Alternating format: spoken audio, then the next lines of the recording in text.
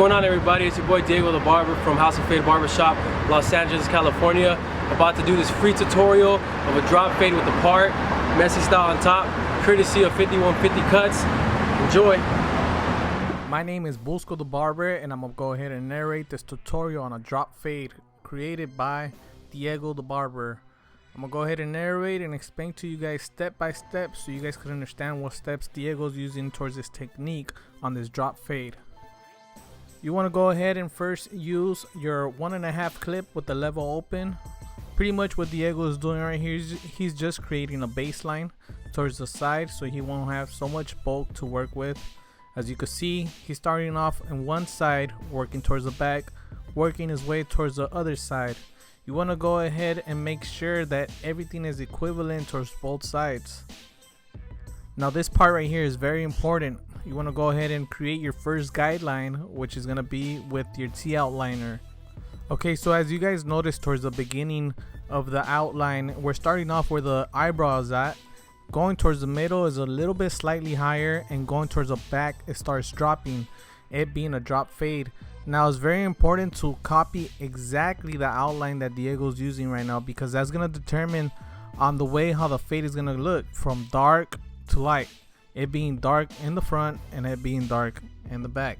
Remember, guys and girls, you guys could always go ahead and rewind the video and see your first guideline. Now as you guys could see, the very first guideline was very important, because now what you're gonna go ahead and do is grab your machine with no clip with the level open, it being a half, and you're pretty much gonna follow the first guideline, but you're gonna go ahead and give yourself close to an inch of space.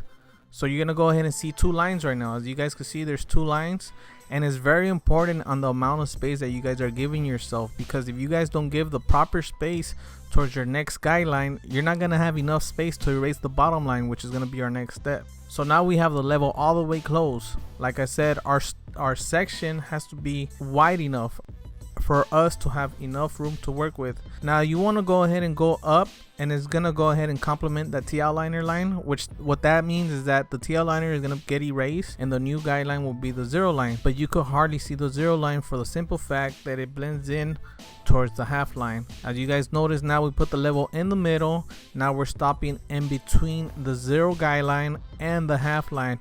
That step right there alone should erase the bottom line or any type of line that you have underneath the half line, and you're pretty much just getting the hair ready towards the next step. Now make sure as you guys do this, you take your time, you use the corners, and by the corners I mean a quarter of half of the blade. So now that you erase the bottom line, you want to go ahead and grab your metal number 1 and stop slightly above the half line.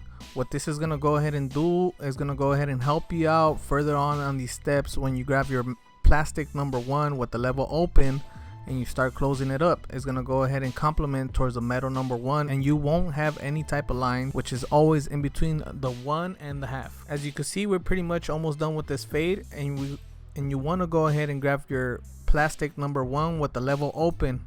You want to go ahead and stop around half an inch above the metal number 1 line. As you can see, when Diego passes the machine, the bottom line, it's not as gradual or as a harsh line as if it would have been with the half line. Why? Because like I said, the metal one complements towards the plastic one.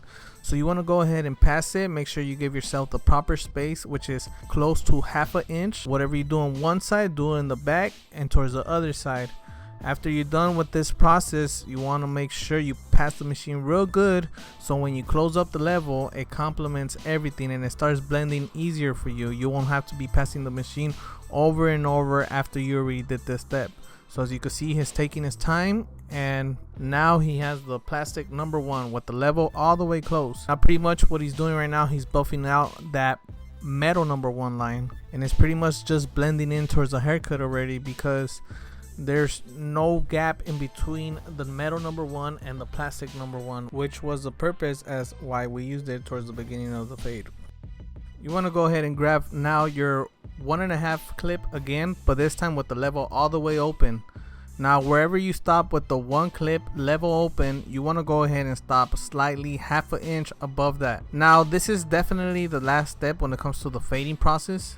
As you guys notice, we didn't use a lot of clips and we didn't use a lot of steps. Now lower the level all the way close to finally erase the bottom line, which was created with the one clip with the level open, which is your 1.5. This will definitely complement and erase everything. Now one of my favorite parts from this video is the clipper over comb. Now it doesn't matter if you're a beginner or not, this is very important to learn either way. I put the video in slow motion right here so you guys can see the technique that he's using to do clipper over comb. As you notice, he started sideways, now he's fading up. Now the reason why you want to fade sideways first is to take out any type of bulk after the 1.5 clip, and the reason why he's fading up after he fades sideways is to erase anything that your machine couldn't get, which is why you're fading from the bottom up. So as you can see right now, he's fading sideways.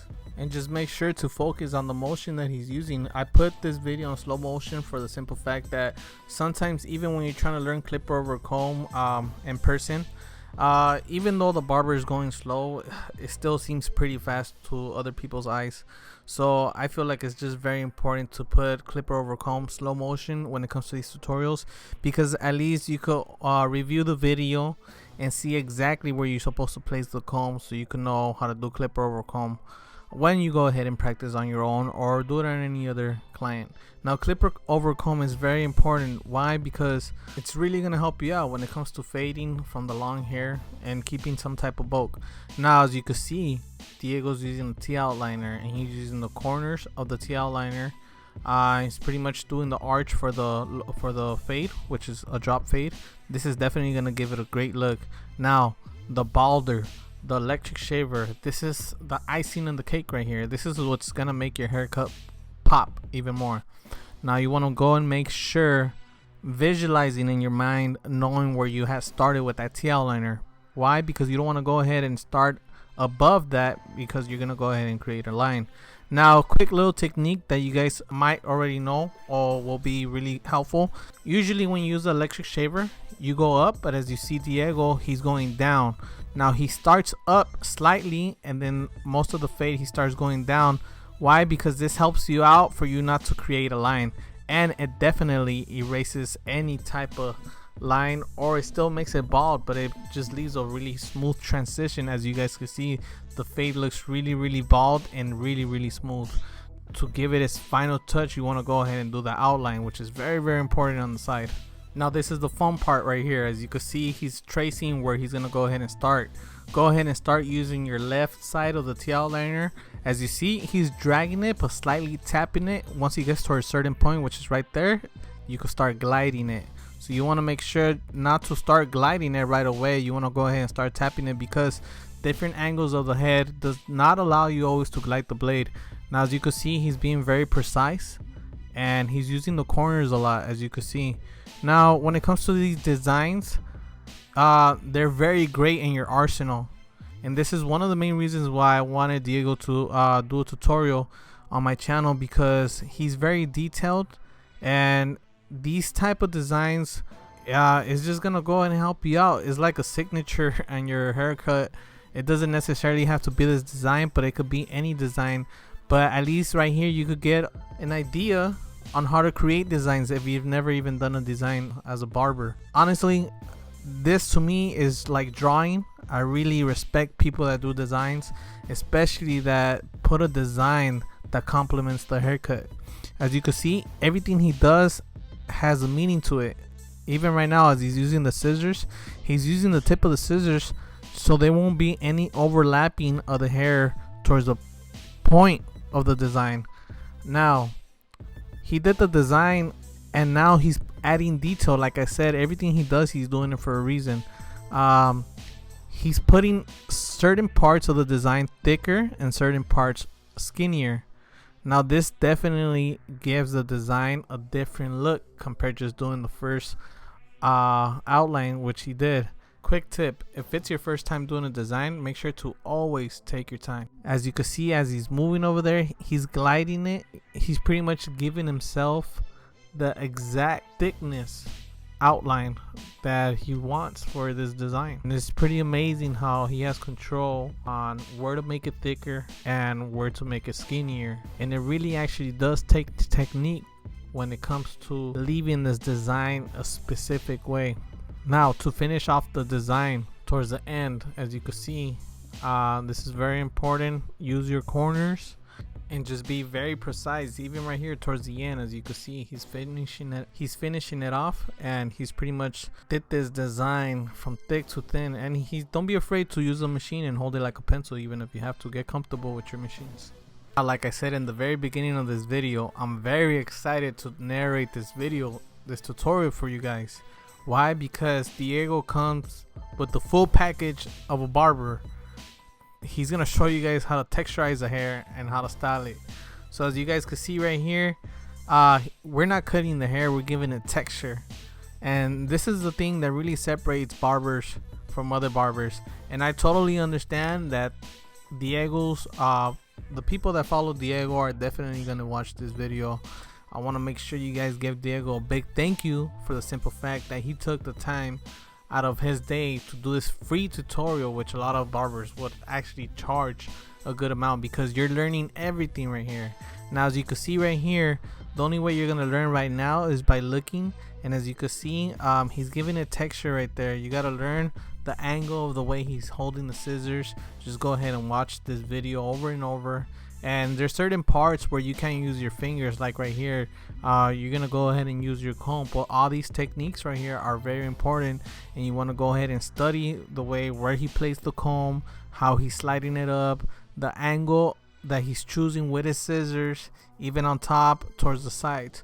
This is very, very important, because when you apply whatever mat you're gonna use on top of the hair, is gonna give it a look, because of the way you're creating the texture. As you can see right here, these important parts right here, I did not fast forward them, because I wanted you guys to go ahead and memorize these things as when you guys try to apply this to one of your clients.